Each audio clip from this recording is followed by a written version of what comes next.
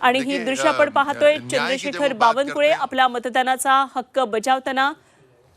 भाजप प्रदेश अध्यक्ष चंद्रशेखर बावनकुळे आपल्या मतदानाचा हक्क बजावतानाची थेट दृश्य। सर्वच लोकप्रतिनिधी नेते मंडळी आपला मतदानाचा हक्क हा सकाळीच बजावताना दिसतात, तसंच लोकांना सुद्धा आवाहन करतात।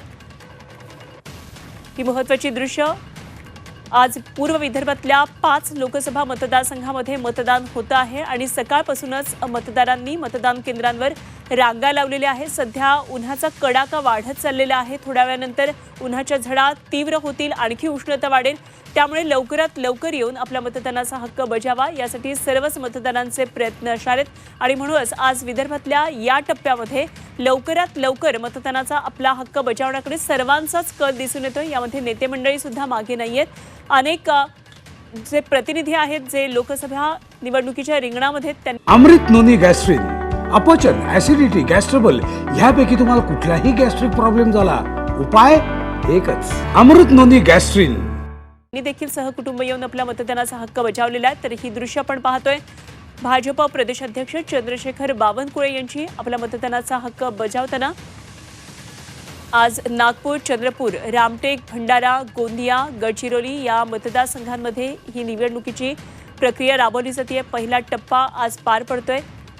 या ठिकाणहून केंद्रीय मंत्री नितीन गडकरी, सुधीर मुनगंटीवार, प्रतिभा धानोरकर, विकास ठाकरे, राजू पारवे या दिग्गजांची प्रतिष्ठा पणाला लागलेली आहे।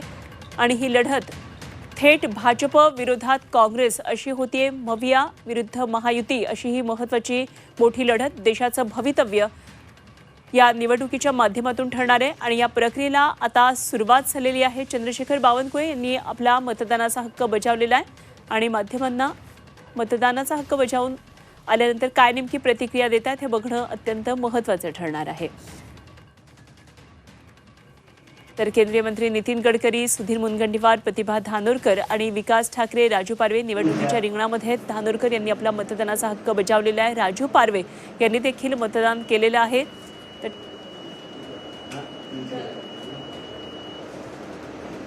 तर नागपूरमध्ये चंद्रशेखर बावनकुळेंनी आपला मतदानाचा हक्क बजावलेला आहे आणि निश्चितच ते माध्यमांना प्रतिक्रिया देतील।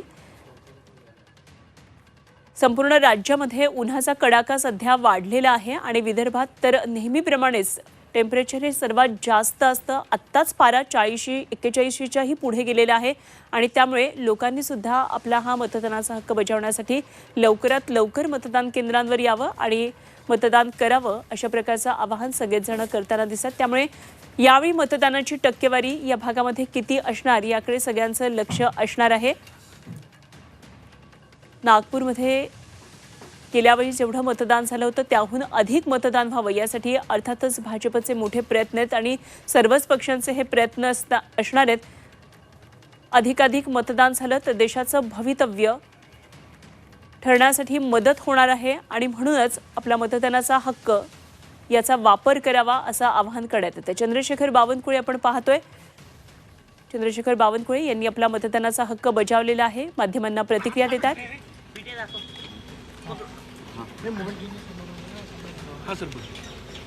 माननीय प्रधानमंत्री नरेंद्र मोदी जी यांनी विकसित भारताचा संकल्प केला आहे। त्या संकल्पाला आज मतदान आहे। मी आज आपलं मतदान आणि हक्क बजावलेला आहे।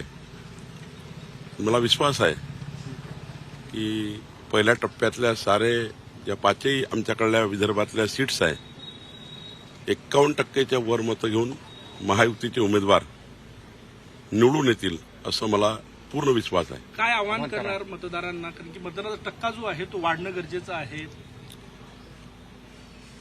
मोदीजींना मत देण्याकरता जनतेमध्ये उत्साह आहे।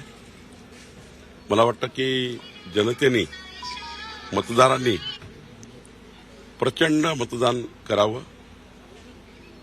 मतदानाची टक्केवारी फार मोठी व्हावी, कारण ही देशाची निवडणूक आहे, देशाचा प्रधानमंत्री ठरवणारी निवडणूक आहे। त्यामुळे खूप मतदान व्हावं। सर्व युवकांनी, महिलांनी, जनतेने, नागरिकांनी एकही व्यक्ती या देशातला किंवा महाराष्ट्राला सुटू नये की ज्यांचं मतदान झालं नाही. 48 पैकी किती जागा भाजप माहिती पहिल्या टप्प्यातल्या 5 जागा महायुती जिंकेल. सर एक मिनिट आपल्या सोबत आहेत भाजपचे प्रदेशाध्यक्ष चंद्रशेखर बावनकुळे. तुम्ही मतदानाचा हक्क बजावलेला आहे, सर्वसामान्य नागरिकाप्रमाणे रांगेत लागले होते, काय सांगता? तर चंद्रशेखर बावनकुळे यांनी प्रतिक्रिया दिलेली आहे. जास्तीत जास्त मतं मिळवून विदर्भामध्ये महायुतीचे उमेदवार जिंकतील अशा प्रकारचा विश्वास त्यांनी व्यक्त केलेला आहे आणि जनतेनं मोठ्या प्रमाणामध्ये मतदान करावं. देशाचं भवितव्य या मतदानामुळे ठरणार आहे आणि त्यामुळे मतदानाचा हक्क बजावा असा अधिकार असा हक्क त्यांनी बजावा असं त्यांनी म्हटलेलं आहे.